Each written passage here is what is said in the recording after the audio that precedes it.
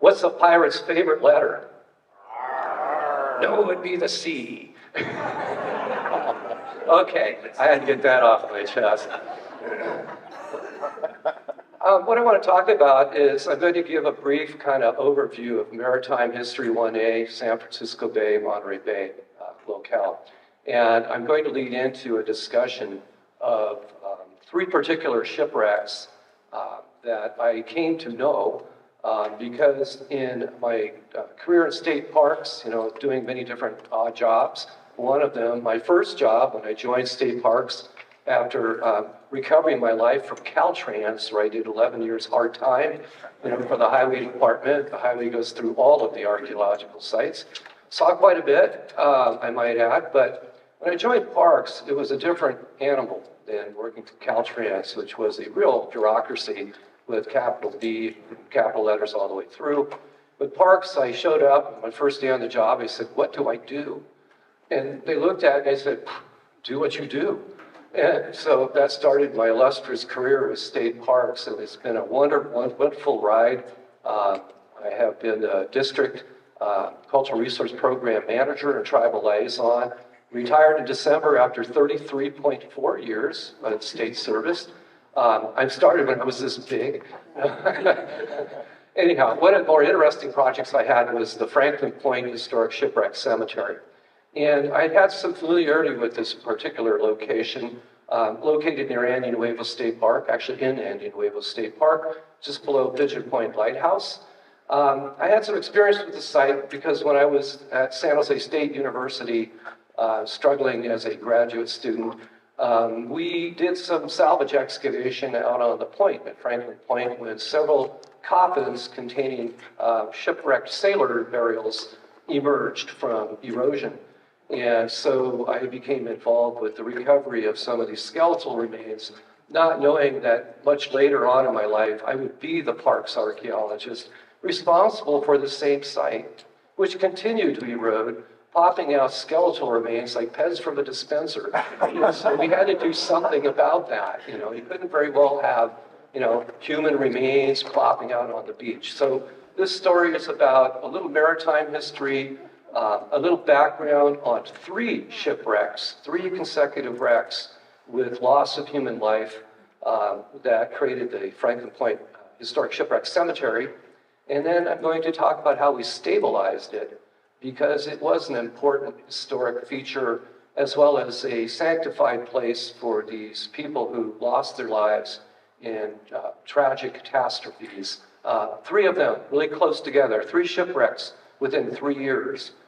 These were the wrecks that formed the basis for creating Pigeon Point Lighthouse to try and stop the problem of shipwrecks out here on the coast. There were quite a few. So I'm going to launch into this field of maritime history and archaeology, not entirely out of my comfort zone. My family's emigrated from Holland, the Netherlands. If ever there was a seagoing country, it is the Dutch. And so I've had a long love affair with square-rigged sailing ships and whatnot. And it just became my fortune to be the one responsible to try and stabilize this eroding shipwreck cemetery. So there's the outline of things. So the place we're talking about is Franklin Point, or we'll be talking about. It's one of 4 points of land that together stick out to form, Andy Nuevo Point. So Andy Nuevo, you're all familiar with, I'm sure, with a lot of elephant seals there that are bulldozing the major archaeological sites I've been dealing with for many decades. We have Franklin Point, a little point of land just above it, then Pigeon Point Lighthouse and Balsa Point. So these are 4 geographic features that are the subject of the talk tonight. So maritime history has a long tradition out here, certainly before Cabrillo, but we'll talk here about Cabrillo. Just 20 years after Cortez conquers Mexico City, Tenochtitlan, the Aztec capital, they begin to push westward and stumbled into a large body of water they named the Pacific Ocean. And in so doing, they began to explore the Pacific progressively. And as Spain's maritime fleets began to find ways across the Pacific to Asia and establish a trade link between the old world and the new, And the motivation for that was, of course, to circumvent the Silk Road, which was a major route of trade from Asia into the Mediterranean and even all the way into England. And so the nations of Europe that were now maritime powers really wanted to find shorter routes to get to the Asian markets. And so there was a push to explore in the Pacific. And so we see Juan Rodriguez Cabrillo, a captain, sail forth along the coast from Mexico. He's ordered to go northward. In those days, they were still trying to find a hypothetical passage between the Atlantic and the Pacific. That, of course, does not exist, but they could not know that then. So Cabrillo sets forth, sailing northward. He gets out at the Channel Islands, where he's surrounded by thousands of Chumash Indians who have ocean-going boats, too, called tamals. And he gets out of his boat to conquer for Spain and claim the land, slips on the seaweed, breaks his arm, and does not make much of an impression that way, and continues the voyage in agony. And as they sail past this harbor down below the hill here, they hear the barking of sea lions, so they name a point of land that they see in the distance Point Lobos, the sea wolves, the point of the sea wolves. And they name the bay of the pine trees, because they see the Monterey cypress, and continue northward, but don't get out of their boat. So they continue northward. They eventually encounter the Farallon Islands and Point Reyes, which they named San Francisco in those days because they did not know about the bay yet. And they continue northward to get all the way to Puget Sound, where he dies from gangrene, and the captain. So it's not really a well-fated journey, but it marks the prelude to much maritime transport and discovery that will follow shortly thereafter. For the years after Cabrillo's voyage, we see a number of other visitations by ships. By then, the Manila Galleon or the Black Ship that used to sail from China to the Philippines would follow the prevailing currents of the Pacific and make landfall off the western U.S. coast. And of course, being square-rigged ships without maps and not being able to steer quite the way you might imagine, they stayed pretty far offshore because our shore was rock-bound and very precarious for square-rigged ships. So they would follow their course southward and then eventually get to Acapulco, where they would unload their cargo and go overland and so forth. But at any rate, there was still a great desire, or became a great desire, to find suitable harbors and ports where these ships could weather and take a break, because by the time they make these transoceanic voyages, many of the crew members are ill because hygiene is not so good. You know, there's lots of vermin on board. There's, the water casks start to look kind of questionable. The meat's got worms in it. It's not a very happy time. So they're very anxious to find a safe harbor on the California coast to get new supplies, fresh things, and then continue their voyage. So they had to explore. In 1579, another Spanish captain named Cermeño wrecks his ship in Tamales Bay, right offshore there, and eventually completes his journey in a small boat all the way to Mexico. Shortly thereafter, we find the British find their way into the Pacific. And a fellow named Francis Drake, he wasn't Sir Francis yet, Francis Drake comes into the Pacific. He's a pirate or a letter of marque, depending on whose side you're on. He comes up the coast, burns Panama, creating quite a stir in the Spanish Empire. And then he hauls out somewhere on the coast. There's still a lot of debate where exactly he hauled out his ship, which I'd like to talk about that process, not a lot of time. Careening a ship on a beach to clear the seaweed and stuff off the bottom, which does accumulate. These ships' hulls do become like miniature reefs. And if you're a pirate or a letter of marque, you definitely need to sail much faster than your opponent. So you need to scrape all that crud off the bottom of your boat, which means beaching it on some distant shore, which is a risky thing to do with a square-rigged ship. But he does it. He hauls his ship out, careens it, because he's waiting for the Black Ship. He's going to take it. And eventually, that's exactly what happens. Now, the debate for historians is, where the heck did he land? It seems pretty straightforward to me, Mark's world, that it was Point Reyes. Point Reyes has the best strategic location for a square-rigged ship to do something as risky as hauling itself out of the water so that they could scrape the bottom. Okay, so we have these visitations that are going on. They describe the native people they encounter and give us some clues about, settings and habitat and where they might be, but there's a lot of possibilities where that could have been. So the debate still goes, where did Drake land? And you can pick your own favorite. In 1602, another Spanish captain, Sebastian Vizcaino, comes along the coast, also exploring, looking for harbors. And he's the first to actually anchor off of Monterey, which he names Monterey, after the Viceroy of Mexico. A very PC thing to do for a military commander to name it after the Viceroy. And while he's there, he actually encounters the native Ropes and Ohlone people of Monterey. First encounters with native people, who he refers to as the heathen, which sets the tone to the music for some years to come.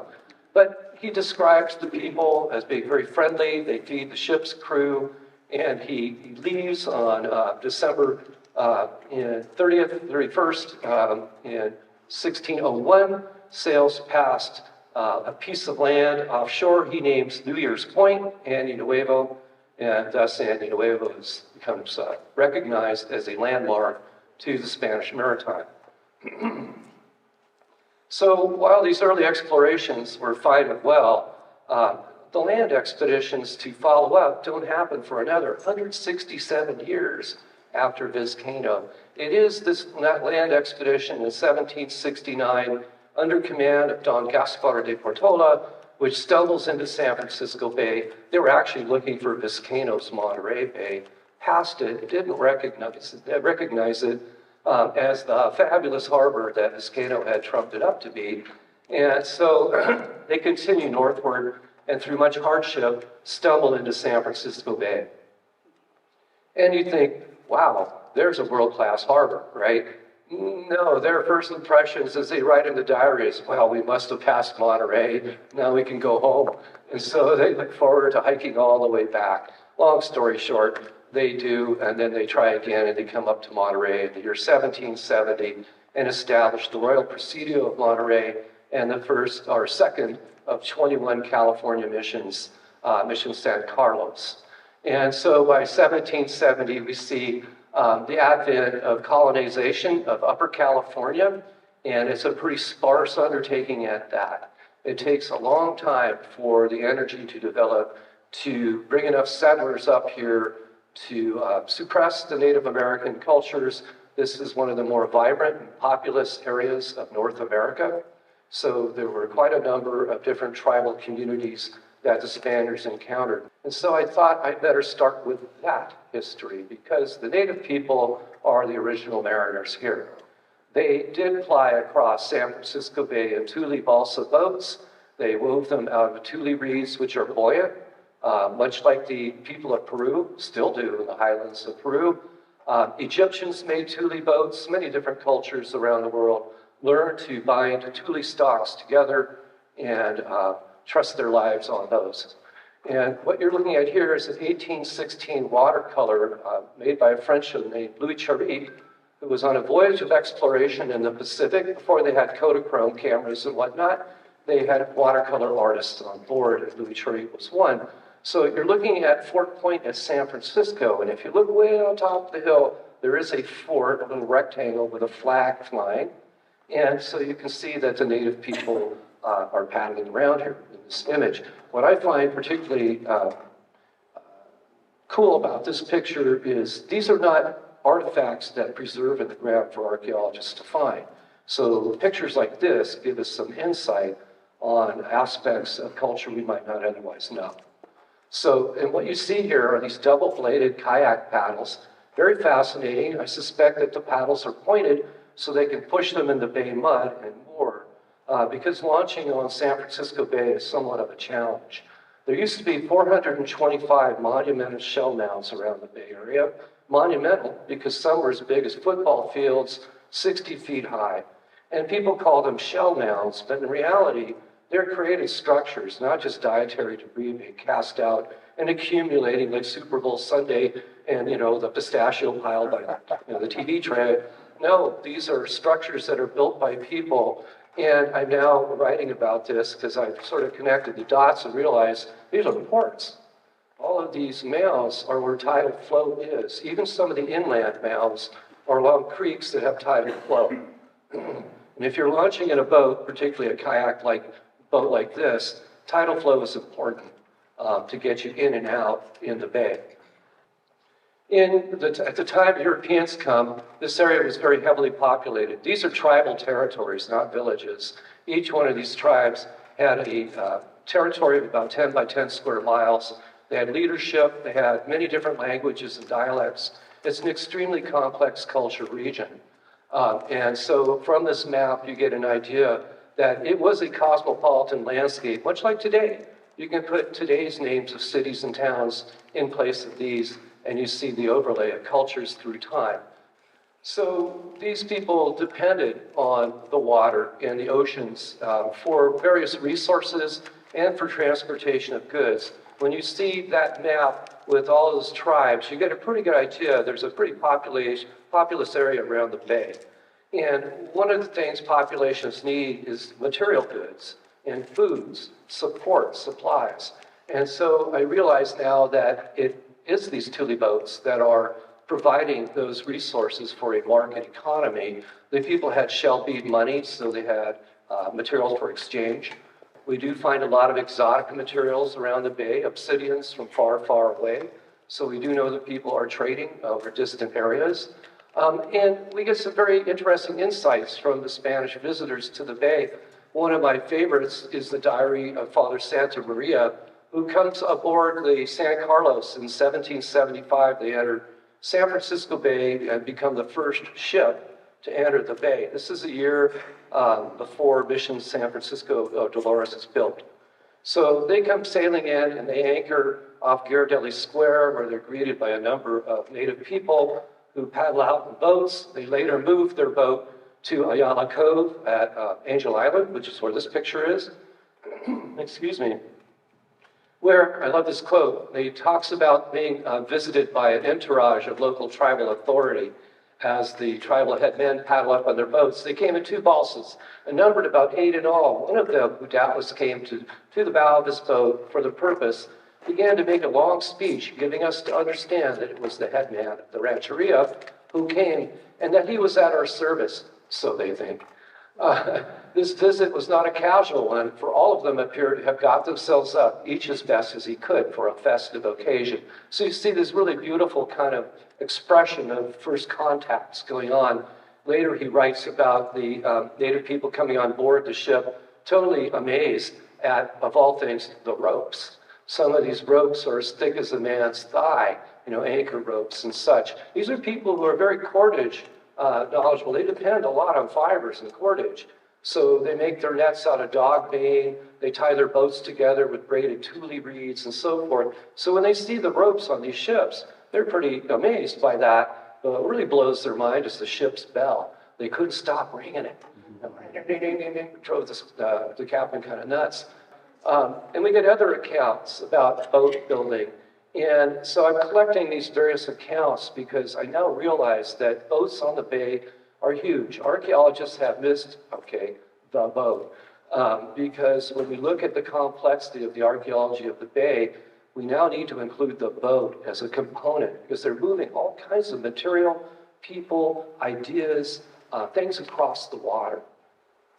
So these are some of the accounts we get. They give you descriptions. The boats carry 4 men each, going fishing, each man using a double-bladed paddle, etc. And this one account by Jose de Cañizares, who is the sailing master for the San Carlos, he points out that these tule boats are faster than their longboat. Those are those oared boats that go out to explore the bay. Now you're looking at the pinnacle of European nautical technology in these boats, and they're saying these tule boats are quicker. I kind of find that enchanting.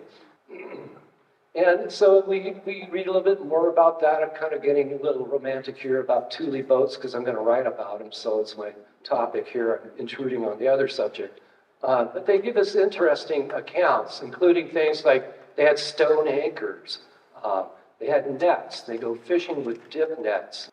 And we even read that in the bay, the Explorers talk about posts being erected in the waters all around the bay, which they assume to be platforms or mooring posts for fishing and netting things and gathering things. Those are not visible in the archaeological record. The only inkling we have of this activity is through these accounts. So I share them with you because it's the unseen part of the native culture of the bay. Their avidity for fishing, and I have lots of stories about it. I even have an account of the Spaniards remarking, "We saw two men in the bay, but we could not see their boat. They're chest deep in the water," because these boats do get waterlogged. But no worries, they didn't care. You just keep going, you just don't see the boat. I find that intriguing. So we also have one account of fishing out at sea. That is not very common. It's the only account of Thule boats on the ocean that I have north of Santa Barbara. Is this one account at Nuevo where Governor Faye says the Indians at Nuevo are expert at fishing out at sea. Well, that would have to be very, very calm weather on the south cove of Nuevo, where I do find archaeologically a lot of grooved stones. These are cobbles about the size of your fist with a groove pecked around it, which we like to call fishing weights. Well, nobody put the question forward, well, how do you fish with that? Well, you need a boat, because it's hook and line fishing. You're dropping it from a platform. So we have all these weights as proxies to tell us there were boats. We don't have the boats. So during the Spanish colonial period, we see that it's really a maritime kind of coastal phenomenon. The interior of California remains unexplored for quite a long time. And so we see the establishment of some 21 Franciscan missions from in California. Of course, the Baja California missions were established a little earlier. And these presidial districts. And the glue between all this, of course, as you can see on the right-hand chart, are the native people. They're the ones who are building these facilities, they're staffing them, and supporting the Spanish colonial pulse. Imperial Spain forbade the missionaries from traveling with boats. They also closed California's ports to foreign trade. It was a very reclusive, secluded coast. And so people often commented, with the few visitors that do come, comment that it's ridiculous, these guys don't have any boats. And so I did start reading about that. And, well, how'd they get to San Rafael, Petaluma, and Sonoma then? Well, of course, with boats. And it turns out they learned how to navigate the bay from one of the neophytes, the native people at Mission Dolores, who they named Marin. That is now, of course, the name of the county, Marin County. He was from a San Rafael village, and he taught them how to navigate the bay in his Thule boat. And so they did transport letters and materials to the missions to the north. Every once in a while, epidemics would break out at Mission Santa Clara and Mission San Jose, and they would tell the native people, go away from the mission, go back to your villages, which of course wasn't such a great idea either, as they began to infect their neighbors and homeland villages. But they never say how those guys got across the bay. How did all those Miwoks get across to San Rafael, Sonoma? Well, they had to have a lot of boats to do that when 200-300 people are leaving the mission at a time. So again, the unseen key to all of this is the boats. Under Mexican rule, Mexico did open its ports. When the Mexican Revolution occurs in starts 1816, continues till 1821. By that time, the missionaries had expanded from agricultural communities to ranching communities, and there were thousands and thousands of head of cattle roaming the landscape, pretty much wild, because the industry or the money was not in the meat, it was in the hides and the fat and the bones, the tallow. And it became known as the hide and tallow trade of California. There was an American sailor who was part of a team that was buying these hides and tallows during the Mexican period. His name was Richard Henry Dana. He wrote a book called 2 Years Before the Mast, which was a classic. Maybe it still is for people who are into literature. At any rate, I kind of don't like his book because he didn't like California much, so the heck with that guy. But he does talk about the ports and the hide tallow trade. So the Mexican government has opened up its ports for trade. They also began to expand into former mission lands and privatize it so that we see large ranchos being deeded to various people. One like Jose Buelna, he ended up getting Rancho San Gregorio. That was 18,000 acres at a pop. So these are land barons who are now trying to raise cattle and make a go of it. By this time, San Francisco Bay has a lot more shipping going on. And then, of course, the world gets turned upside down when John Sutter sends forth a new Mormon immigrant who joins him at Sutter's Fort in Sacramento, and he tasks his fellow John Marshall to build a sawmill on the American River with the idea of using a water wheel to turn the mill. The problem is the chute keeps getting jammed with gravel. So as he's cleaning out the gravel, what does he see?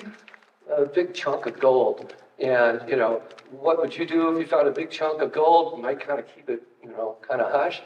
No, the word gets out to Monterey, the port, and the world soon learns that there's gold on the ground just for the picking. And so it triggers one of the biggest migrations of humans in human history. At the time of the Mexican-American War of 1846, there were only about 5,800 Mexicans, citizens, registered in all of California. The first year of the gold rush, 10,000 miners show up, then 100,000, then 200,000. There is no law, there is no order. Everybody rushes in, takes the Mexican ranchos. Sutter thinks he's going to make a mint. Doesn't happen. He loses everything as he's overwhelmed by swarms of locusts as they go for the gold fields. But of course, what's important about this, the moral of the story, is how did they get here? Well, the only ways to get to the gold fields was overland across Native American territories, which the tribes were actively defending, or you could go across the tip of South America, which was a hellacious tour because of the distance and also the changing currents by Patagonia, where it's quite dangerous for sailing ships to pass around the Cape there. And the other waves across the Isthmus of Panama, where these miners would book passage on a ship, highly competitive, by the way, getting fleeced oftentimes. They land, in Panama, find themselves in the jungles and swamps, have to walk overland. There was no canal then. And they walk through these jungles and swamps, and then try and book passage to San Francisco, which is not such an easy thing either, because now it costs a lot more. And they're suffering from malaria and various other issues like yellow fever from the swamps that they're living in. So it's a dangerous undertaking, to put it shortly. So coming through after California becomes a state, after the gold rush of 1849, 1848, as all these people come in, we become a state. And with that, shipping becomes all the more important. And so we see that there's a shortage of ships, actually, to bring all these newcomers to California. And shipbuilders, particularly in Maine and England and in the Netherlands, are now experimenting with new designs with ship hulls and making them sleeker and faster. And out of that comes the legendary clipper ships, which could now break transoceanic passage times because of their quickness. They were flush deck. They didn't have like a forecastle with midships and a high stick, stern and poop decks in the back. They were just flush decked all the way across and very much quicker. So types of ships reflect the different types of tasks that they have to perform. And so, I began to dig into this a little bit. Now, some of you may be a little more nautical than I, but in any case, let's understand that there are varieties of ships for different purposes. So the three masters are called a ship. A bark is two masts with what they call square rig, and then they have some fore and aft rigged on the mizzen mast in the back. That's the mast at the tail end. And then they have full rigged brigs, so you can see it has square rigged sails and a gaff sail on the back. And then a hermaphrodite brig, which has no square rigging on the mizzen mast, down to topsail schooners and fore and aft schooners. This is just to give you some understanding that there are varieties of ships. They aren't just random. They are built for specific purposes. A ship's hull is specially designed to push downward on the ocean, and the downward force makes it actually want to pop up, much like a beach ball. If you try and put it under water in a pool, it wants to come back up, and that's a lot of fun. The ship's hull functions in the same way. The downward pressure of the sails and masts are forcing the front of the ship down, and the buoyancy that makes it want to come back up drives it forward. So ship hull design is very important in terms of the kinds of cargoes they might be transporting. How a captain loads his cargo, the weight of the cargo, what it is, will affect the steerage of a ship and how it sails. It's the way those sails are set up and the raking the mast forward or back will all affect the speed. When ships sail, they don't go in straight lines generally. They're going in diagonals. And so because the wind's forcing the ship in a certain direction, and then you have the current to deal with, its cargo load, it makes for a complex algebraic formula or a question to how to drive a ship. You have to know a lot of the variables. So each captain comes to know his ship very intimately. So coming to San Francisco is a very precarious thing. From this map, you get a pretty good idea how narrow the entrance to the bay is. And these are people that are not navigating with any telemetry. They're navigating by the horizon, the location of the sun and stars, the calculated lateral drift of a ship. They are kind of making an educated guess, of where they might be. And this is fraught with peril, or it can be. In those days, in the 1850s and early 1860s, there was a lighthouse on the Farallon Islands. There's great stories of the egg wars that used to go on there. In the day, there were not enough restaurants to feed all of these people coming in, so seabird eggs became extremely coveted. You could pay $10 gold for a single egg in a restaurant in San Francisco. And so there was a market to go out in these boats to the Farallons and steal eggs. And then it became competitive between companies, and there was even loss of life as these companies would hire a bunch of thugs to kind of protect their stash of eggs. Very colorful stories from those days. So this picture of 1856 shows a bustling San Francisco waterfront. And I want you to think for a minute here, as I did. 1856. In 1850, these were all sand dunes. Herba Buenos, what San Francisco was called. Look at what you see here in 6 years. All these brick buildings. They need the bricks. They need the hardware. They need the windows. They need the paint. They need all of the things that go into building what you see here. How is that getting into San Francisco? Well, obviously, it's coming by maritime transport. So we see that San Francisco Bay becomes a very busy port. And many of you probably have heard stories about how many of the ships were abandoned in port as the sailors soon went for the gold fields.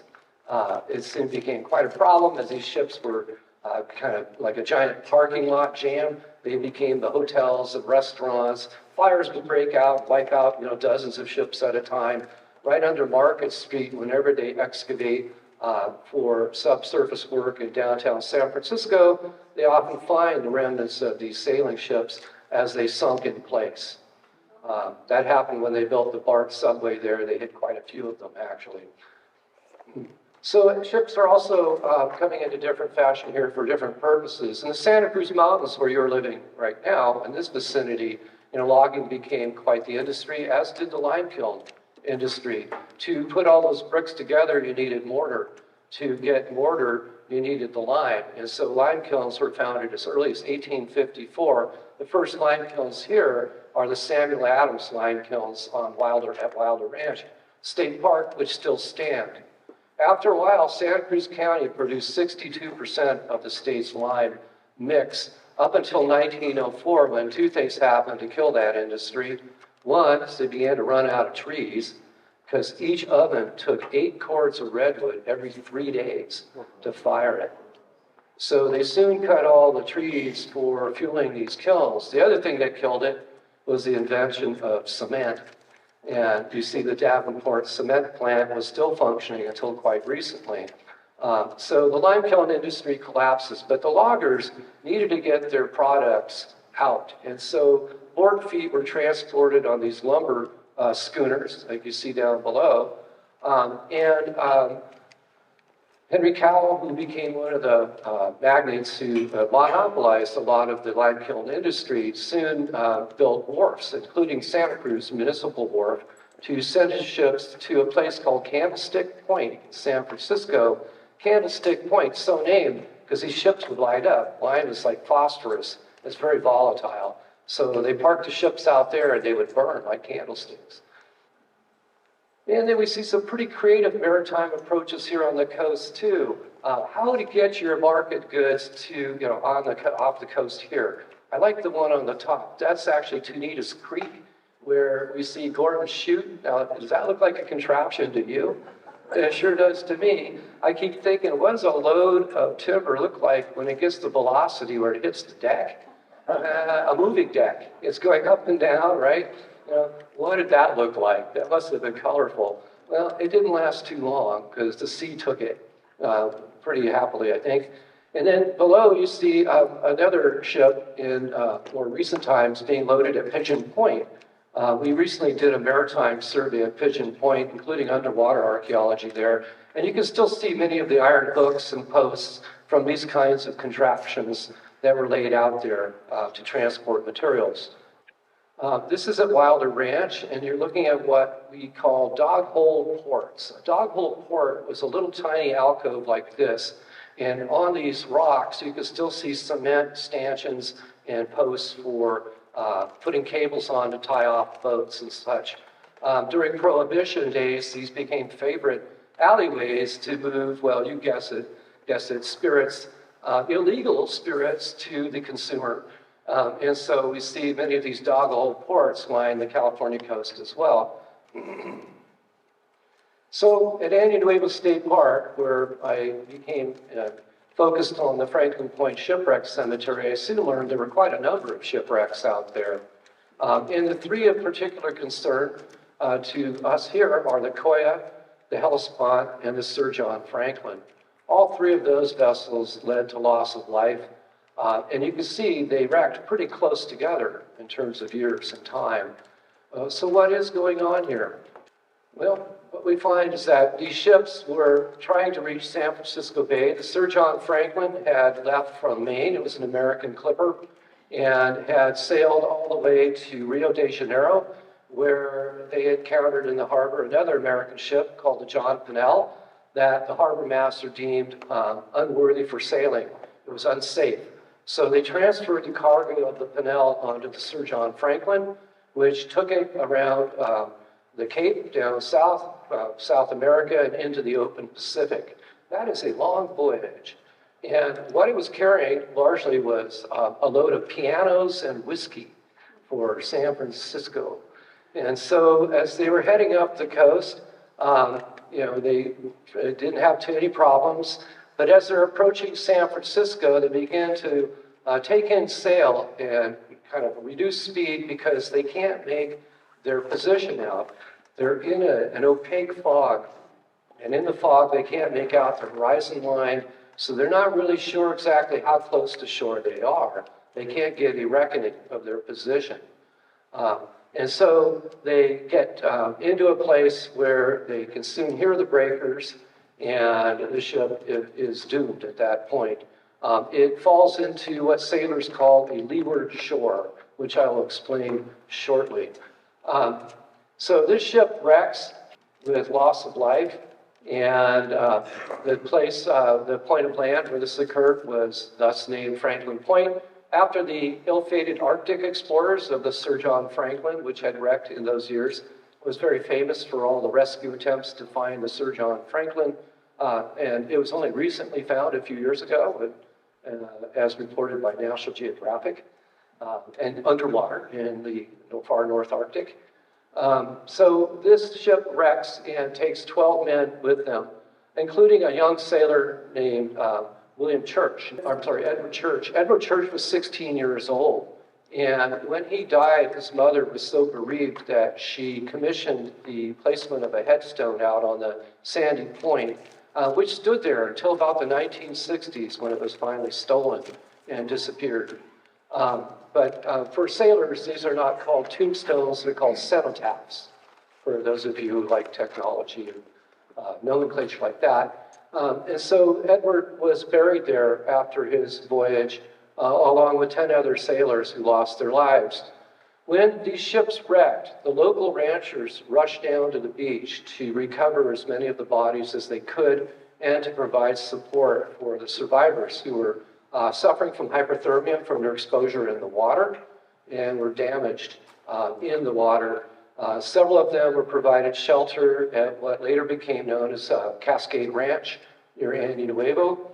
And a few years back, I found out that they had actually the stern plate for the ship, with the Sir John Franklin sitting in their barn for years, and had finally given it to the Maritime Museum in San Francisco. Good thing, because the CZU fire burned every building on that ranch except one, which broke my heart, part of Nuevo State Park.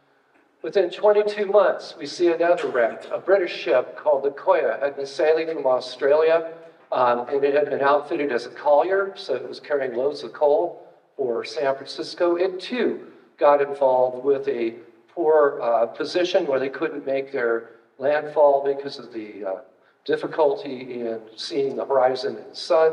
They were not sure of their position at all, thought they were much farther away from the coast than they turned out to be. And so it wrecks along with 26 people who died, including the captain. There were only 3 survivors. Then the third ship, the Hellespont, wrecks in November 1868, built in Maine. It was a fairly large ship. It too is carrying coal. And we read about how Captain Cornelius Soule tried to spin the ship on a leeward shore. He broached on the reef, and everyone died as the ship broke into splinters. Okay, what does that mean, broaching, a leeward shore? I love these nautical terms. I read a lot of sailor books. So you kind of learn the vocabulary as you go. A leeward shore is a formula where the wind is blowing in a certain direction at an angle towards the land, and the ship is going in its direction. And when the captain learns that he needs to turn the vessel, they may not have enough time. Ships take a lot of sea room to maneuver and turn. And if you find now that you're suddenly too close to the land, you got a pretty good idea that over time you're going to wreck because there's not enough room to turn the vessel. It's not like a car steering wheel where you can spin the wheel and go, we're good, spin out or do whatever. These sailing ships take a lot of time. So all 3 of these ships had the same attempt to what they call wear ship. Wearing ship is where you actually do make a panicked move, head straight towards the shore with all your sail, and then you spin the wheel, try and get the ship to turn on an arc, and as it does, it reaches a position where it loses the wind. So you got to hope you have enough momentum for the ship to go forward enough to catch the wind on the opposite, what they call tack, as you're turning the ship, and now the wind's coming from another angle, and your sails have to be just so you get enough momentum to pull yourself out. Well, if you don't make it, that means you're going to, sit there, broadside onto the wind, and these sails are going to flap around like cannon shots, and you're going to lose all your momentum. And in those particular cases, you're now broadside to the waves with the rocky shore in front of you, and they actually hit the rocks, and which they describe in great detail in the survivors' accounts. And so these ships get caught on the rocks, and what happens is a term called broaching. It's where they're broadside on, and the sailors have to frantically, with axes, start cutting the ropes that hold the masts up, those big, thick ropes. Because now the masts are pulling on the ship like a wrench. And if the ship can't move, it's going to torque it apart, and the ship is going to explode into pieces. And that is exactly what happens to all 3 of these ships. So you can picture these sailors knowing that fate lies ahead, because it takes time for this calculation to play out. They can know what's going to happen, and they can do their best. But in these 3 instances, it wasn't good enough. So I throw this diagram in to show you how those yard arms, those are the arms on the mast that hold the sail up. That's a lot of canvas. They're heavy. They have ropes and pulleys to guide them along. And at certain points, as the ship is turning, you have to adjust all of that complex spider web of rigging to get the yard arms to turn and catch the wind in the right angle. So it's not so easy. And so to do that, you have to send men aloft. They have to climb up on the rigging, work their way out on these yard arms, and there are little ropes on the bottom for their feet. So they're generally barefoot when they're doing this, whatever the weather. And they have to stay one hand for the ship all times. So one hand is on the yard arm, or one arm, and the other is trying to work a sail with ropes. Does that seem dangerous to you? Yeah, it's pretty dangerous because that ship is bucking up and down like a bronco. I mean, it's going sideways and forwards and in the waves. And the higher up the mast you go, the more of a spiraling arc it's making. So you're way up there in the rigging and you're hanging on because you're also on a roller coaster ride. It's hard to imagine what incentive there might be to put people in this kind of an occupation. So I want to show you the anatomy of one of these ships just to drive home my point of complexity. The gray area shows it's a cross-section of a hull. So on the bottom, you see the gray part of the ship hull with a deck, a mast sticking up. And let's look at the gray area on the sails. There's all kinds of ropes and cables here. Next slide. So when you look close up, you see all these pulleys. Those are big, heavy wooden blocks. And some of the rigging that stays in place all the time is tarred. So it's not supposed to move, and they keep it from weathering by tarring it. Other ropes have to be flexible for moving through a pulley. So while these ships are turning, imagine for a minute, you're going to wreck, unless you get the ship to wear and turn around. So you're working all of this while you're trying to get your ship to turn. Next slide. So let's look a little closer. Now maybe you want to add an extra arm on the yard arm, extend it a little further out so you have even more sail. And it gets even, more complicated. You follow? You can see how this is a very complex contraption we're talking about. So when it comes to a leeward shore and the idea of wearing ship, just spinning this thing and hoping you can just turn off and avoid the rocks, well, it doesn't always pan out. And such was the case for these 3 consecutive shipwrecks. Involved in wearing ship. So I think I've belabored the point enough. I think you get it. But you can see that there's a lot of planning involved, even in an emergency situation. So this gives you an example of spilling the wind. You can see how the sails are actually sloughed there. There's no wind in these sails. So that's what it looks like. And the ship is not going to go anywhere when there's no wind on the sails. So when you get caught in a leeward shore and you see the rocks and you're going, this is not good, and you know that you can't wear because there's no more wind in your sails, you're done. And that's the result. Okay, these are just pictures I throw in to emphasize my point. This is not the Franklin or the Koya. There are no photographs of those ships. So with the wrecks of these 3 ships and the loss of life and material from the ship insurer's point of view, Pigeon Point Lighthouse was built. I have to take a minute and tell you, I did publish this in our State Parks Archaeological series, and in it I have detailed accounts of the eyewitness survivors. Because I found that in salvage court in San Francisco, survivors gave testimony, blow-by-blow play of what they saw. And it's so dramatic, it really affected me because, as I will describe, I later was involved with the human remains from the site. So you get the story of the catastrophe, and it's really quite dramatic. For instance, in the Koya, the captain, Captain Page, has his wife on board and young daughter, along with other women and passengers.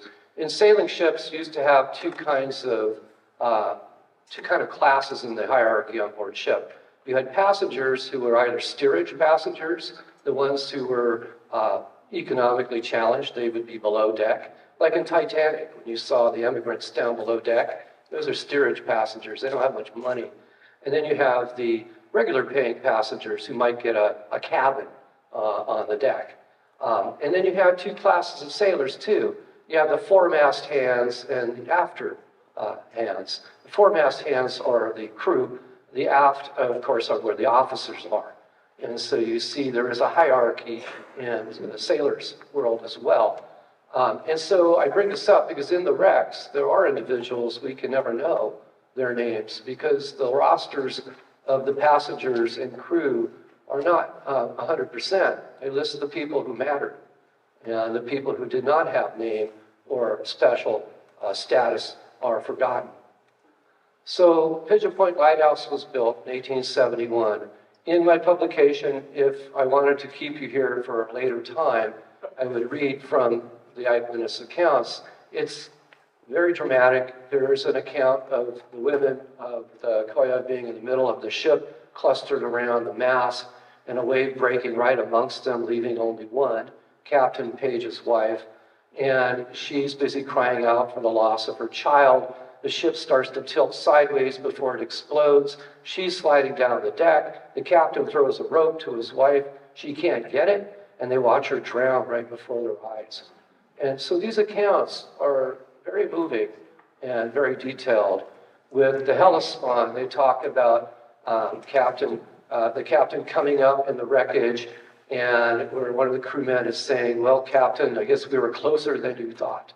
And the captain says, "I did the best I could." And then he says, "I'm bleeding." Apparently he's been gashed in the neck, and he slides under the water, never to be seen again. These are powerful stories, and these are eyewitness accounts documenting each of these wrecks in great detail. That's very difficult as an archaeologist to have that kind of connection with the past that's so vivid. When you deal with ancestral remains that are 1,000 years old, you don't have the voice. But when you read these accounts, it's pretty powerful stuff. So Pigeon Point was built in 1871 as a solution for these wrecks. Prior to that, there was a Portuguese whaling village here. The Portuguese who settled Pescadero used to go whaling offshore there. These guys had these dories that would make you cringe when you see these things. They go right out into the surf, wham, into the waves, and then they go out into the sea and they harpoon whales. And they let the littoral drift, the drift coming down from the coast, take them from Pescadero with the whale carcass around Pigeon Point and into the cove where they would land them and then butcher the whales. So before the lighthouse was built, there was a Portuguese whaling village there. We have found it. There is an archaeological site there. UC Berkeley's interested in looking at that, so there may be some more information on that to come. In any case, when one of the wrecks happened, I have this account that it's kind of sad, but it's amusing too, where three of the survivors grab shelter in the bushes there near Nuevo. They're suffering from hypothermia. One of them sees a trail leading to the bluff at Pigeon Point. He gets up on this trail. By the time these guys are in the water, they have no clothes on. They have nothing. They've lost everything. So this guy, picture this guy, he's walking up on the bluffs, and he gets all the way to Pigeon Point, to the whalers' village. And the sun's just rising in the morning, and he's all pale. And the story has it that one of the whalers comes out and greets the morning, and there's this apparition in front of him, this pale white guy going, and so the whaler thinks he's seen a ghost. He screams, and he goes back into the house. And the sailor's walking towards him like this, and eventually the whaler falls on the ground, and the sailor falls on top of him. And so you hear all this shrieking, and all these other whalers come running out to see what's going on, and then they figure out what's happened, and they rush down to the beach to rescue as many of the victims and pick up as many of the bodies as they can. So that's Franklin Point Cemetery. If you look at the USGS topographic maps, it has a big cross on it, and it says cemetery. Kind of hard to keep it secret, which most of us archaeologists prefer to do because we don't want people poking around in places like this looking for souvenirs. It's actually unethical and illegal, especially when it comes to human remains. So in comes young Mark Hylkema, new district archaeologist, and Parks says, "Go fix this," because these burials keep coming out. Well, how do you fix this? It's a point of land, that's Franklin Point, as you see it, and it's got a big dune on it and coffins spilling out. What to do? So I began to ponder that, and the problem here was that unguided pedestrian traffic going through the sand dunes has denuded the vegetation, so that the wind, when it housed through, started runneling down and creating these chasms in the sand till they reached the coffins. So that was happening. And then around 1982, the San Francisco Mercury ran this article, these two beachcombers with a skull in their hand. Look what we found. And of course, they found that very quaint for the article. And then the sheriffs come knocking on their door because it is illegal to knowingly disturb human remains. You know, at this point, no one knows what they're dealing with. Could be a homicide. Right? You don't want to disturb a crime scene. So that led to some attention to Franklin Point. That's when we got the call at San Jose State. You guys want to do a project? Sure. Any money in it? No. Okay, we're on. So we show up at Franklin Point and begin to try and understand what's going on. At this time, we only know of the one shipwreck, Franklin. Sir John Franklin, loss of 3 sailors, as the records tell us. Okay, so we begin to excavate. This is one of them. And you can see he's missing some teeth, you know, like all good sailors will. And we can even see wear patterns between the molars where this individual had clenched a pipe in their mouth for quite some time. So we did have some that were pulled out. These are the ones that the coroner saved from the beachcombers. And we began to excavate. In the process of excavating in the sand dune, we saw that a huge crater had been forming in the middle of the sand dune because that's where people were hiding behind the dunes to get out of the wind. It's a very windy spot, and all the plants were being denuded. So this crater started swirling out the sand and getting deeper and deeper, and that's where these coffins began to appear. So we excavated, and what do you know? Not 3 burials, 4. What's the story here? Okay, so we removed them next.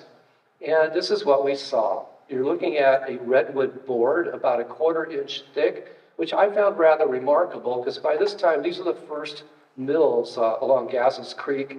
You have some of the first lumber mills, and these guys are not harvesting little trees. They're going after old growth redwood, the biggest ones you can think of. And the fact that they could mill these to 1/4 inch size boards sort of surprised me, but I'm simple that way when it comes to technology. But it was amazing to me. So you can see that redwood was being produced at this place and that this catastrophe was being provided to bury these unfortunate victims right out there on the beach where they washed up. So these are the redwood boards. You can see a human bone underneath it. By the way, I should have announced that I was showing human remains. In our archaeological community, we make that a point in our conferences to let the audience know, because we oftentimes have Native Americans in our audience when we're showing ancestral remains. They don't care for that very much. So I should have brought that up, but too late. Here we go. So this is what a coffin looks like in profile. It's very hard to discern, but you can see a horizontal line and another one above it. This is where the roots of the plants have wrapped around the boards. The boards have disintegrated, but it's left this lens of fibrous material that help me to see where coffins were.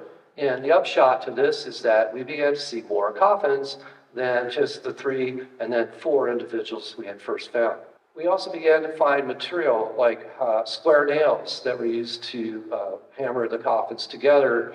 And the wire nails like we use today came in vogue around 1900. Before that, nails were made in various spike sizes from large to small on sheets of metal where they were cut out with a flat head on the end. So you can date your barns or structures or wherever you live. If you see the square nail heads in there, you know you're dealing with some older structure.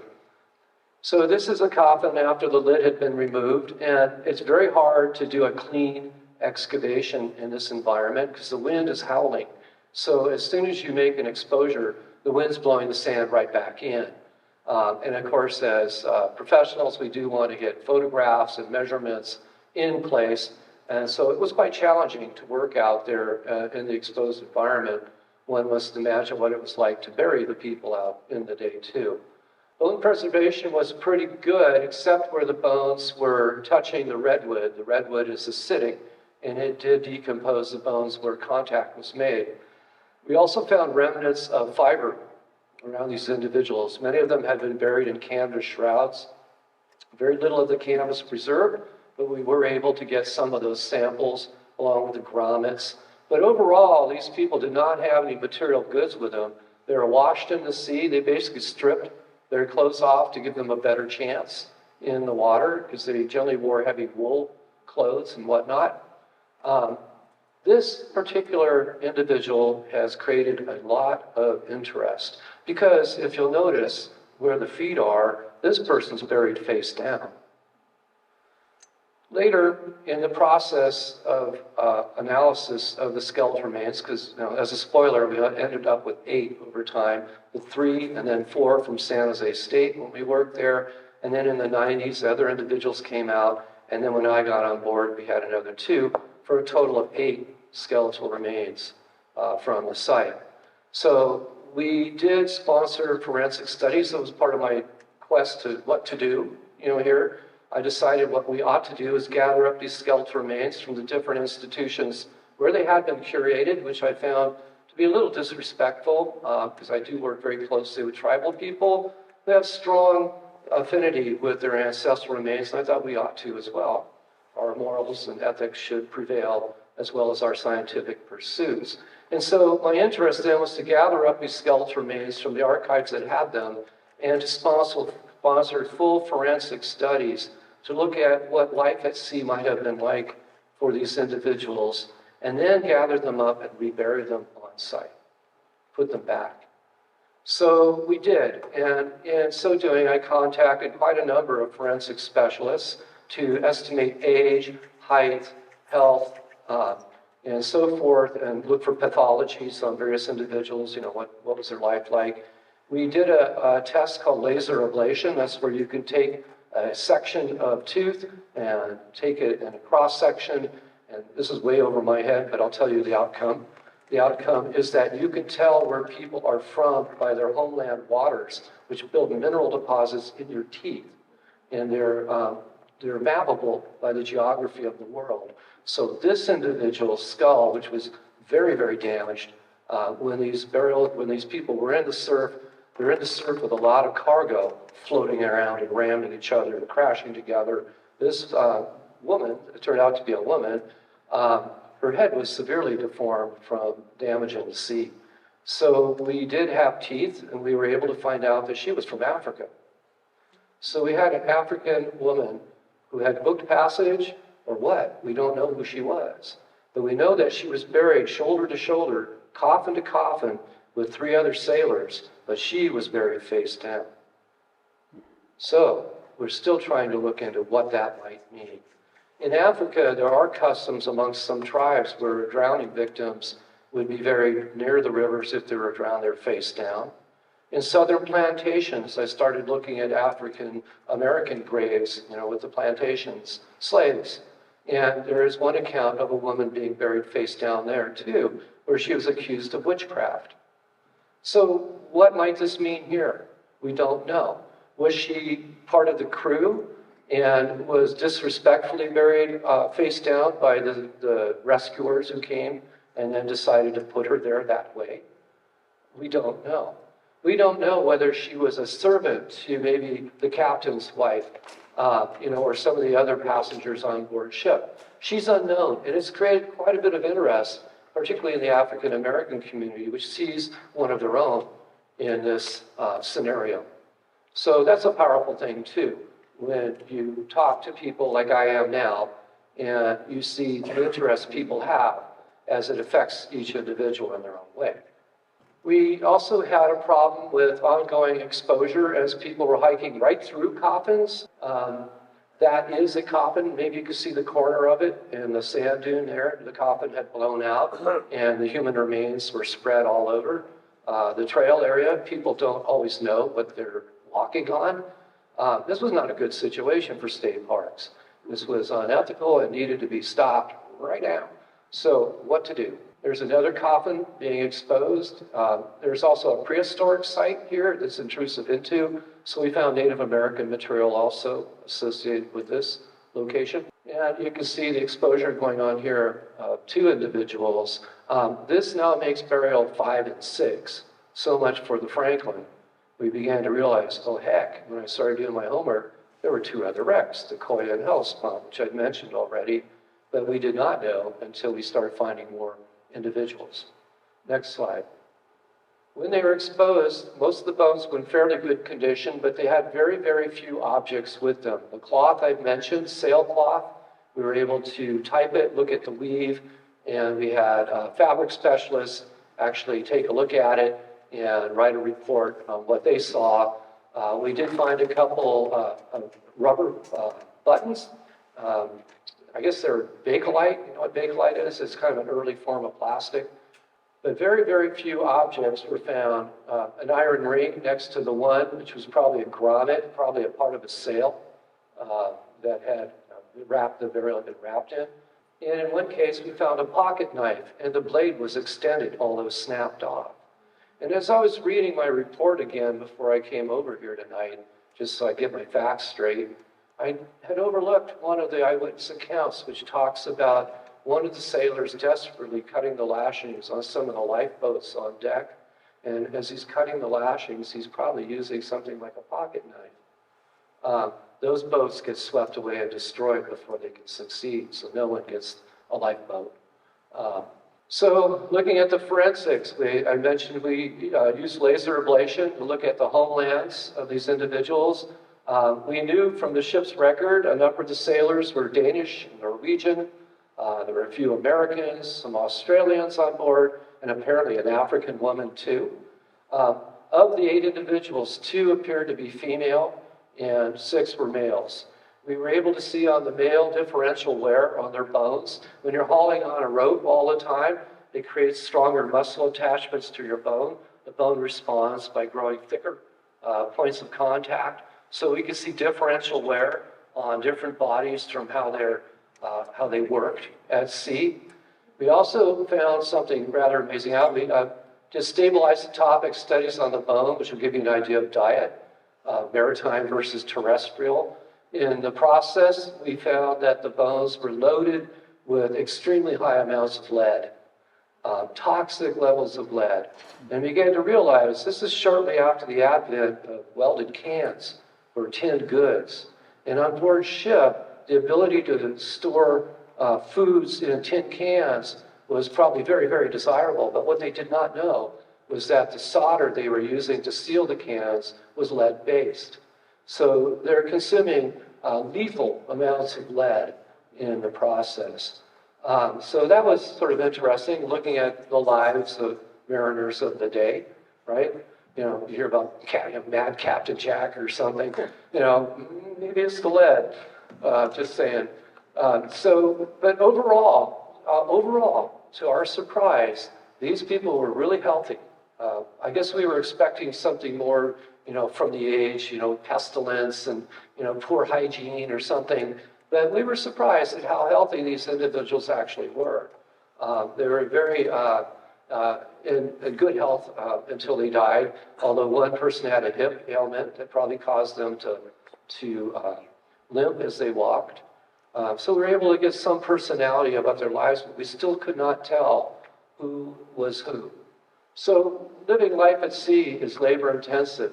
Everybody's supposed to be busy all the time. There was no time for idleness on board ship. Generally, sailors would share a hammock when one's doing his turn on deck during their watch, another occupied the hammock, and so you switch it back and forth depending on your turn in station. So life at sea was pretty hard. And looking at the differential wear of the bones, you get a pretty good idea of how that happens just in a picture like this. Look at that guy standing on that pile of cargo. This ship is moving. It's going up and down and sideways. You got to have a pretty good sense of balance, to be walking around like these guys. So needless to say, their bones showed that kind of tension and torsion, but in a good way. It was not like broken bones. We didn't see any broken bones. And in some ways, it's kind of disappointing as a forensic scientist. You're kind of looking for something a little more grabbing. But the truth is, these people were in very good shape until they wrecked. So in joining parks, how to stabilize. I got a budget, a pretty respectable budget, and I decided that the best thing we could do is to invest it in the forensic anthropology of the sailors and then put them back and then stabilize the site by building a boardwalk and decks to guide people on it. Sounds pretty simple? Well, it wasn't. Because Franklin Point is just this. It's a piece of land surrounded by ocean on both sides, with the waves literally sweeping right by you while you're standing at the point looking at both sides going, well, that's pretty. And you're on a dune field in there. So we mapped it to begin planning how to solve the problem. And then I had the fortune of running into some friends of mine who run the Forensic Canine Institute out of Woodside. These are the people that train their dogs to find human remains from crash sites and victims, from who knows what. And they were curious to determine whether their dogs would be able to pick up scent of humans from the past, from the archaeological past. So I said, I've got a project. Come on out. So we took out the dogs to help us define what the boundaries of the cemetery were. How big is it? We didn't even know, right? There's no way to tell. So these dogs come out, and they were trained to react differently when they caught human scent. And it was fantastic. One would sit, another would lay down, another one would stand up. But you could tell when they had made a find, and the trick was to get one, two or more to confirm it with their different responses. So you had to have one discover and then two more verify the discovery. Well, as a training session, this was ideal for these guys because we actually had coffins exposed. So let's see if the dogs can find what we can actually see. Well, of course they could. They could find it, so they helped us define the parameters of the cemetery. And that was our star, Molly. She's got a GPS unit on, so we could track where she's been and make a map of where all the reactions were. Pretty high tech. I had a great time getting to know these folks. They're still working now, and I can't believe this, but they've been doing a rather brisk business, although they're doing it for free. We're looking for cremains, where people's houses have burned in catastrophic fires, and they got grandma's ashes on the mantle in an urn. These dogs can find them out of the ruins. And that's what they're doing. I can't get over that. That just blows my mind. So these are really useful animals to have in an archaeological project, especially one like this. So stabilizing the site, that meant building a boardwalk. That meant bringing material out here. How the heck are we going to do that? There are no roads to the site. It's actually tucked way along the coast. The nearest access point is Gases Creek, which is, well, way off on the top of that picture, way out there. And so we got a contractor who bid it, and we, being parks, we had to go low bid. So you're going, okay, well, this works. And the contractor turned out to be really great. This guy really got into the spirit of this, because this was not your usual job, right? Not in your usual place either. So it was a hardship for him as well. So he would have to unload material way up by Gases Creek and roll down this beach to get to the site.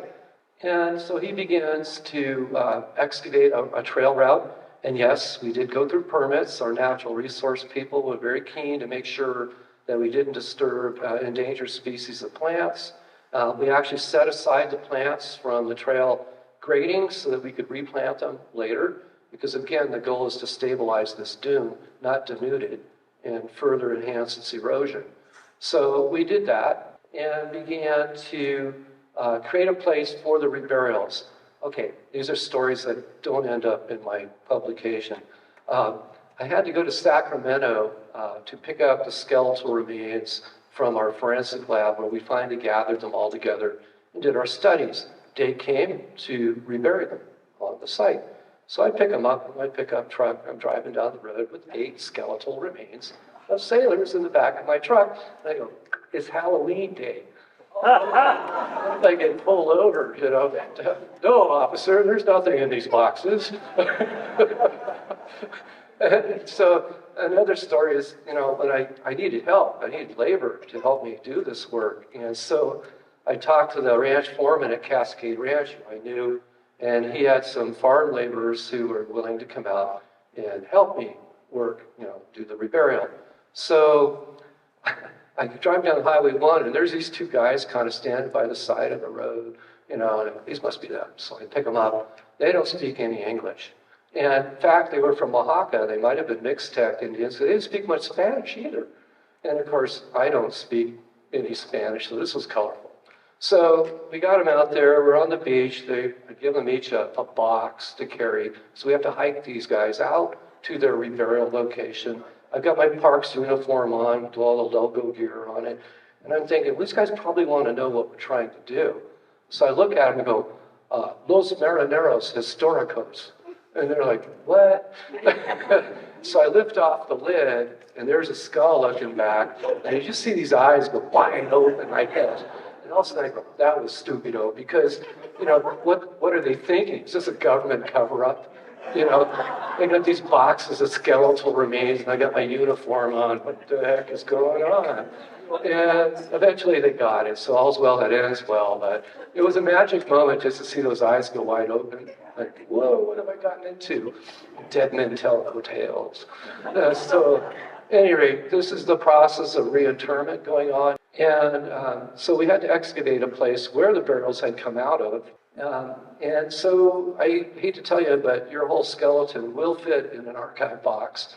And so what we did is we moved all the plastic, undid the archaeology, but we left individual bones in paper bags and in the boxes, because I've learned this technique in reburying Native American remains found during major projects. They prefer that we bury as close to the point of origin as possible. So all around your public parks and neighborhoods, there are reburial sites that no one knows about.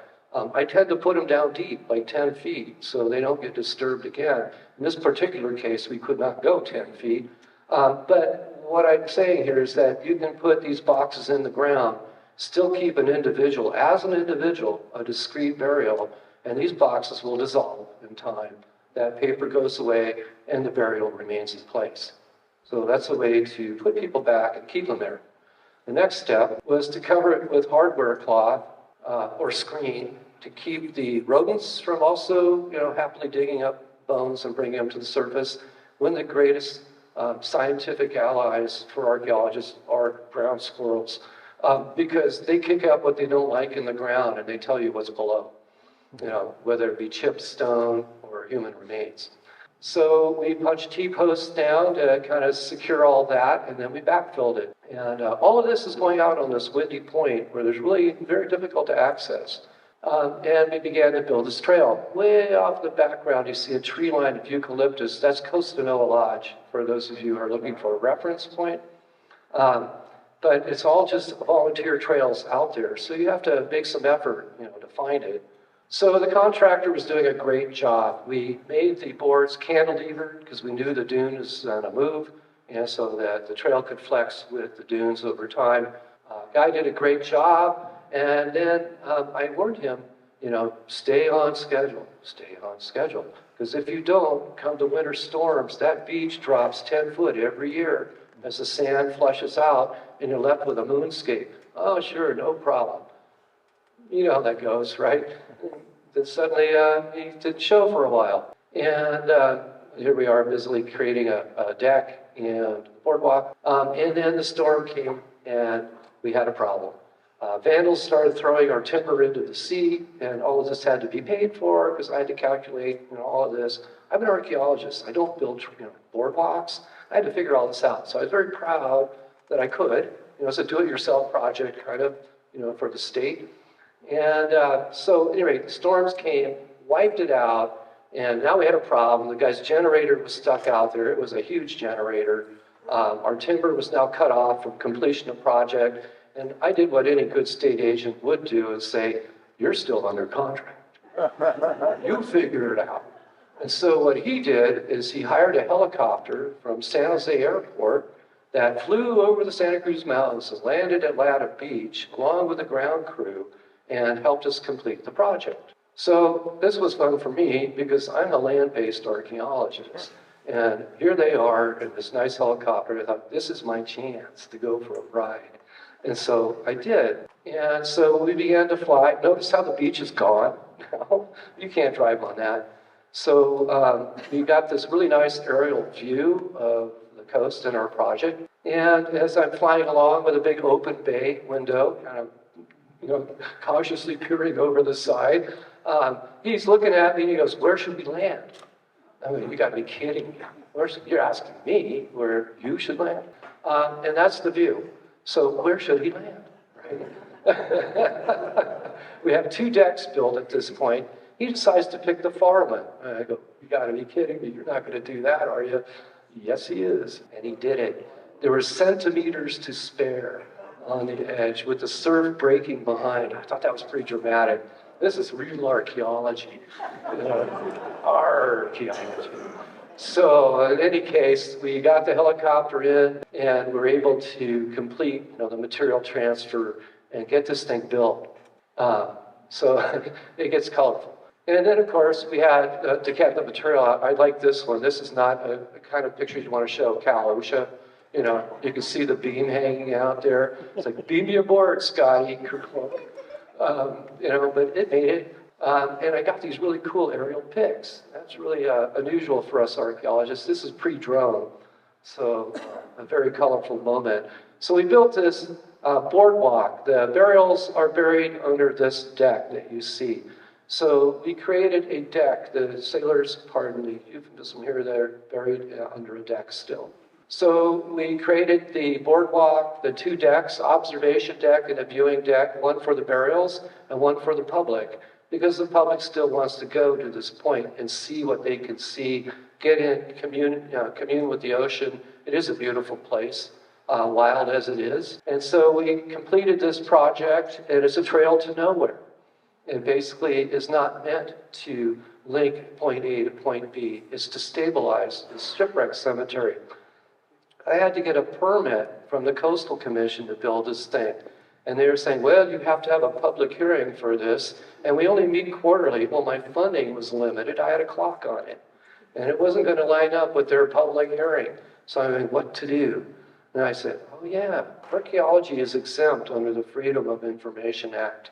We don't have to tell people where the archaeology is. We're not supposed to, actually, because people will dig it up, right?" So I told the Coastal Commission, Freedom of Information Act does not apply to this archaeological site. And they went, "Okay," so I got my exemption. Then I had to get another permit from the county to build this boardwalk. They said, "Well, you're going to build a trail, aren't you?" And I went, "No, I'm building a roof. It's a roof to cover these dead sailors." And they went, "Okay." So I got through that permit too. And so we built this boardwalk and deck as a resting place for these poor people who had met such a tragic fate in their life. And there they rest still. And when it was built, I sprinkled a little tobacco out there and poured some whiskey out, as commemoration of our sailor friends. And then the crowning glory was the contractor said, "Let's put a bench out here." And because he loved the project too. So of his own volition, we built a bench. And if you want to go out there, you can. I suggest you bring a weather jacket because it's windy, maybe a bottle of wine and some cheese. And hang out there and say a blessing for these sailors who are buried there still. I do from time to time, because I think that that's the importance of monuments like this, is to recollect, remember, and to honor, our ancestors of the past and these poor people who could never have foreseen that their lives would end so abruptly in such a tragic accident. And that, my friends, is the end.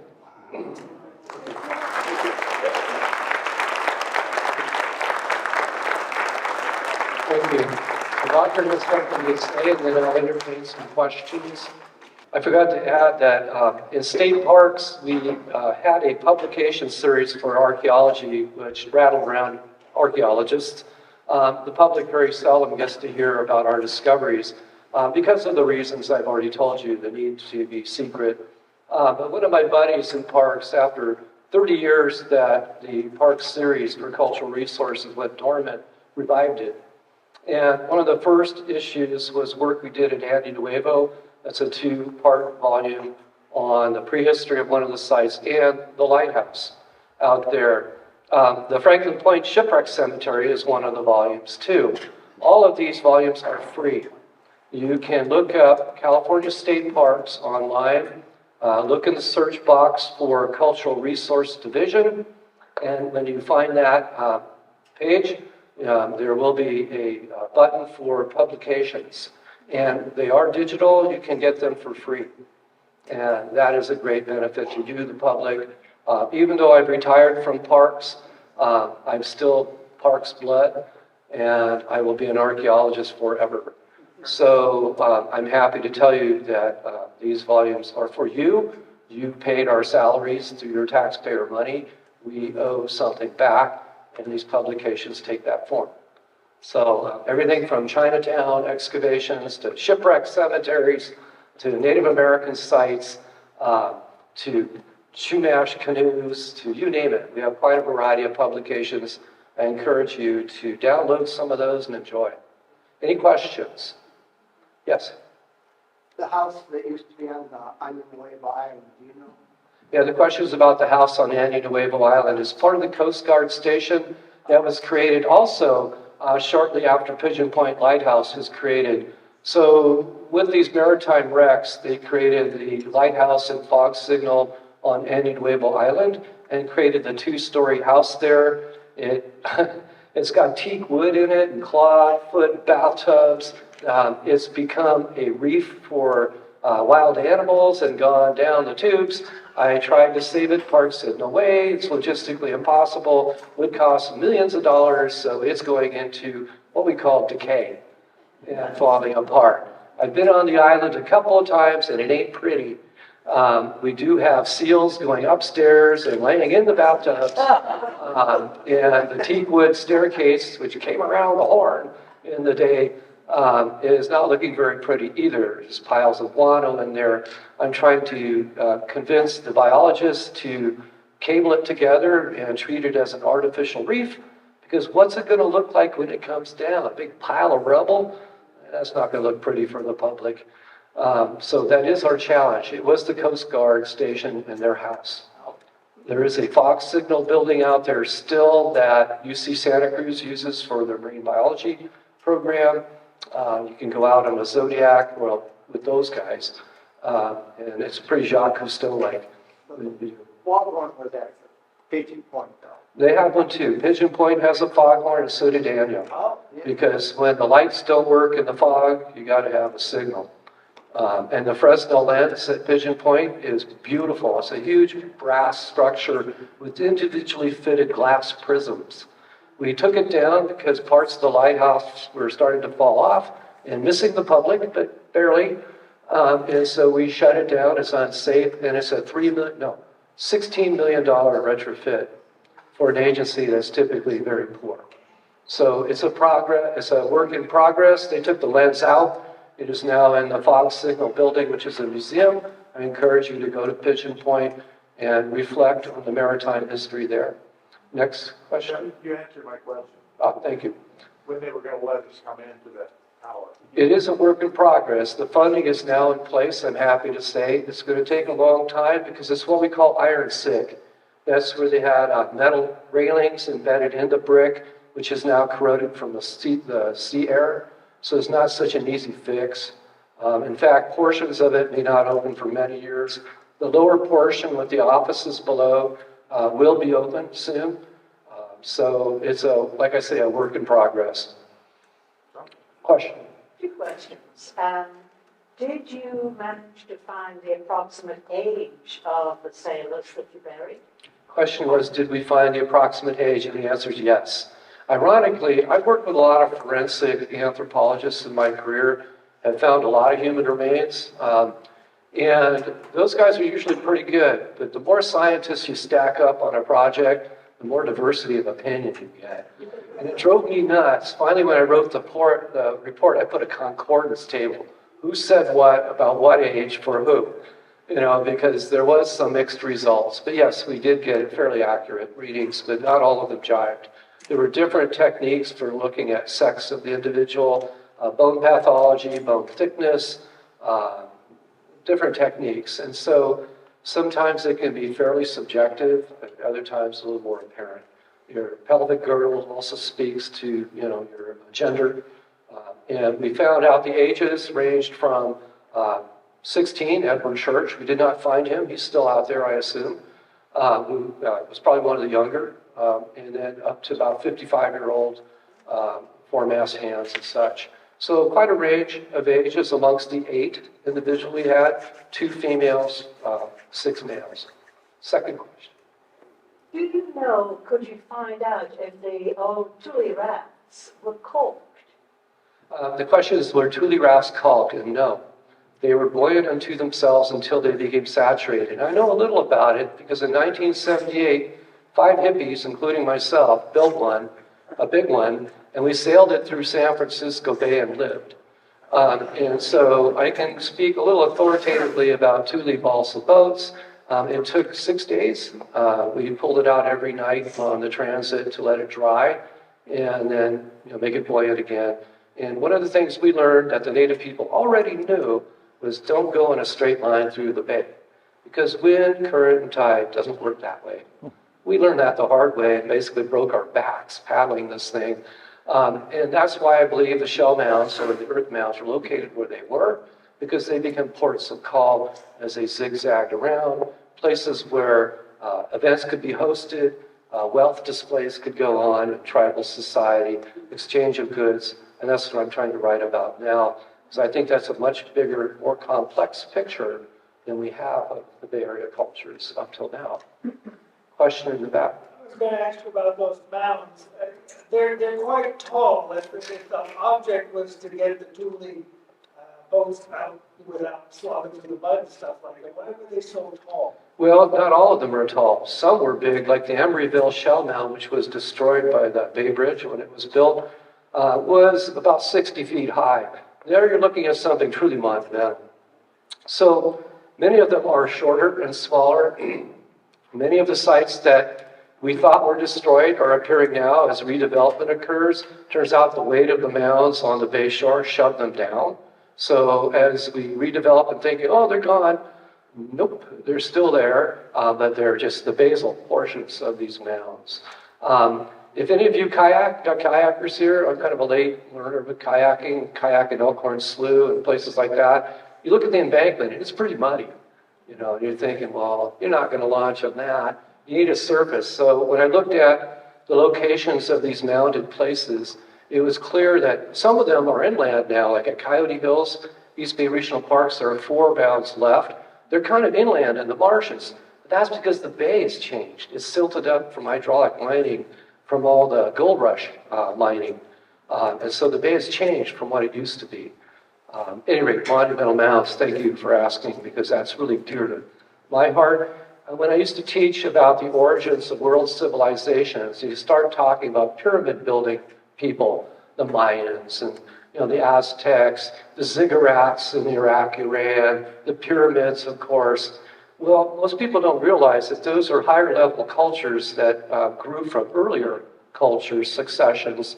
And those earlier cultures, wherever those pyramids were built, started with mounds. And so you see San Francisco Bay was in that trajectory as well, but its history gets truncated with modern society coming in and putting an end to that, basically. Question in the back. Oh, yeah. Is that a mock-up photo or is that an actual photo of how long you had to ship? That is an actual photo. Most sailing ships had very short lives, about 7-8 years, because they ended up in those kinds of situations. This is actually on the Oregon coast. And there are some great picture books on shipwrecks on the coast. If that's, your bent, you want to check them out. I find them kind of fascinating myself. But yes, these ships did have very short lives, which is surprising when you consider how beautiful they are, how much labor goes into them, how much craftsmanship. The money was in the cargo, and the ships themselves, for however much they cost, were expendable. They're also insured. In the wrecks of these 3 ships that I talk about, I was also able to read their insured values, the cargo. Insurance agents would rush to the sites of these wrecks to try and salvage whatever cargo they could. In the case of the Sir John Franklin, there's this great story about how we recovered something like 800 barrels of spirits, most of them. And then later I found this account in the Santa Cruz Sentinel. The local sheriff has a barrel of the genuine stuff. There's another wreck I read about once on the coast in I think it was the 1920s in Prohibition, and the cargo was white paint. The salvagers come out to find the white paint. There's none to be found. And then I go to the ranches. Well, you guys see any of the cargoes? They want to, collect it. No. Well, that year, every barn up and down the coast is newly painted white. So you get these kinds of stories too. Yes, question. Where would the public go to see this museum of shipwreck? Well, there is no museum in parks here, but there is the San Francisco Maritime Museum right off of the marina there. I highly recommend going there. They also have all the archives and records. If you're a historian, you can dig deep into their records. That's where I found a lot of these eyewitness court accounts from salvage courts. Again, the issue was the value of the cargo, not the human life. It was about the cargo and how much it was worth and who was responsible for wrecking the ships. And so you get these court cases that I write about in here. That was actually really fun to dig deep into those eyewitness accounts of things, as well as moving as an experience. Any other questions? Oh, there's also a maritime museum in Monterey, right there on the wharf. I'm going to guess that your excavation and forensics took place before DNA. Yes. All right. Well, DNA was available. It wasn't like CSI where you could turn in a sample and 2 days later, we know who it was. DNA takes months to get results, and it's not always successful. It depends on the preservation of the cellular structure of the individuals. It is more highly sophisticated and regular now. A lot of my friends do that kind of work. I have a friend named Dr. Yelmer Irkins out at UC Davis who's busy looking at dental plaque on skeletal remains. Turns out the plaque on your teeth forms in layers, in strata. And with a microscope, you can pull out the individual strata, radiocarbon date them, so you know what date you're looking at. And we're seeing evidence of like tobacco use amongst Native Americans going back 1,000 years or so. So what he told me was in the lecture, he goes, okay, everybody stop brushing your teeth, because we need those plaque samples. I don't think so. Question? I got another question about, you described the way you kind of found your way into this great research you went on. What are the odds of somebody getting that kind of carte blanche? And do you think it was effective, or is things now more effective in preserving such? Oh, you mean in terms of the analysis, the analytical processes? Well, no, just as far as, the institution which you've been working diligently for all these years. I am very proud of the institution I work for at State Parks, 33.4 years. It's been the best ride of my life. And the agency has always taken a very strong interest in preservation of the cultural resources. It's the funding that lacks. And it's as so many things, right? Right now, my big challenge is Wilder Ranch. Now that I've retired, I can say whatever I feel like. And, so I'm dogging that pretty closely because those historic structures are in jeopardy and they cost a lot of money to fix. And you can't just fix them once. It's like any house. You got to keep fixing them over and over. That's our historic heritage, just as Franklin Point is. If I were to approach that same site again today, I'd spend a little more time trying to track down relatives who might have more knowledge of that heritage. In fact, not too many years ago, I did have somebody approach me who said they were related to Edward Church, the young man who was buried out there. And they had read my report and were very enthusiastic about it, which made me feel really good. And I had a few tidbits to add about family lore. So some things would be different. I'm not sure I got your question answered as much as it puts me in a tangent.